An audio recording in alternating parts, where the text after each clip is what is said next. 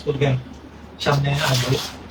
তো school gang আরোহী সাকিব নাই, আপনারা জানেন আপনাদের প্রিয় ভাই আরোহী এবং এর পাশে আছে সাকিব। তারা র্যাঙ্কিং এর দিকে বাইরে কাজ করতে চাচ্ছে।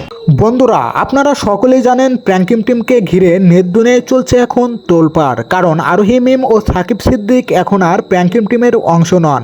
তারা নিজেদের সিদ্ধান্তে টিম ছেড়ে দিয়েছে, আর সেটা নিয়েই এখন বিতর্কের ঝড় উঠেছে সোশ্যাল মিডিয়ায়। সাম্প্রতিক এক লাইভে মিরাজ খান মুখ খুলেছেন এই বিষয়টা নিয়ে। তিনি স্পষ্টভাবে বলেন, আরোহী আর সাকিব টিমের ভালো চায়নি, তারা শুধু নিজেদের স্বার্থ দেখেছে।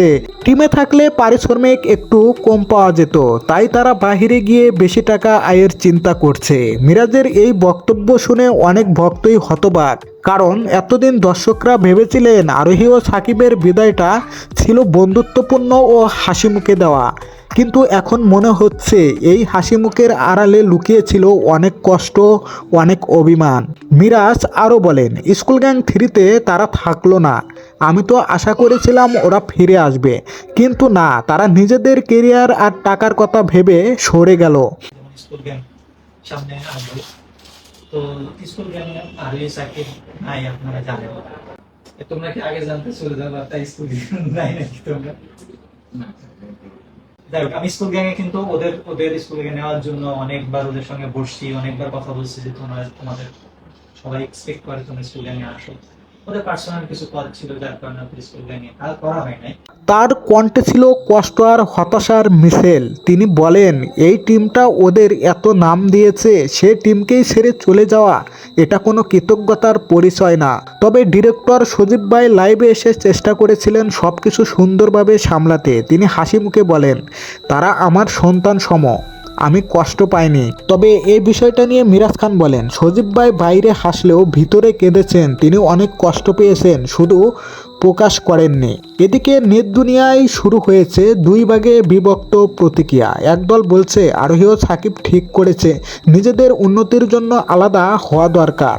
অন্য দল বলছেন, না, এটা পুরোপুরি স্বার্থপরতার কাজ। টিমের কষ্টে যারা পাশে ছিল তারা এখন টাকার জন্য মুখ ফিরিয়ে নিল। মিরাজ শেষের দিকে আরও বলেন, আমি কাউকে দোষ দিতে চাই না, কিন্তু আমার বিশ্বাস কাউকে কষ্ট দিয়ে বা প্রতারণা করে কখনো বড় কিছু হওয়া যায় না। যারা আজ হাঁটছে কাল হয়তো অনুতপ্ত হবে। তার কথাই স্পষ্ট বোঝা যাচ্ছিল মিরাজের মনে এখনও ব্যথা আছে, কারণ সে এই টিমকে পরিবার মনে করত। গাইস, আমরা যতদূর জানি প্র্যাঙ্কিং টিমের মধ্যে এখনও একটা নিঃশব্দ দূরত্ব তৈরি হয়েছে। তবে সজীব ভাই বলেছেন, ভবিষ্যতে সুযোগ পেলেও হয়তো আবার সবাই একসাথে কাজ করবেন। তাই এখন প্রশ্ন হচ্ছে, এই বিদায়ের পেছনে আসল কারণটা কি স্বার্থ নাকি ভুল বুঝাবুঝি? আপনারা কি মনে করেন, সাকিব ও আরোহী কি টাকার লোভে টিম ছেড়েছে, নাকি এটা তাদের কেরিয়ারের জন্য প্রয়োজন ছিল? কমেন্টে জানাতে ভুলবেন না আপনার মতামত। গাইস, আজকের মতো ভিডিওটা এখানেই রেখে শেষ করে দিচ্ছি। ভিডিওটা যদি আপনাদের কাছে ভালো লেগে থাকে তাহলে অবশ্যই এই ভিডিওতে একটা লাইক করে দিবেন, আর চ্যানেলটা সাবস্ক্রাইব করে সবসময় আমাদের পাশেই থাকবেন। ধন্যবাদ।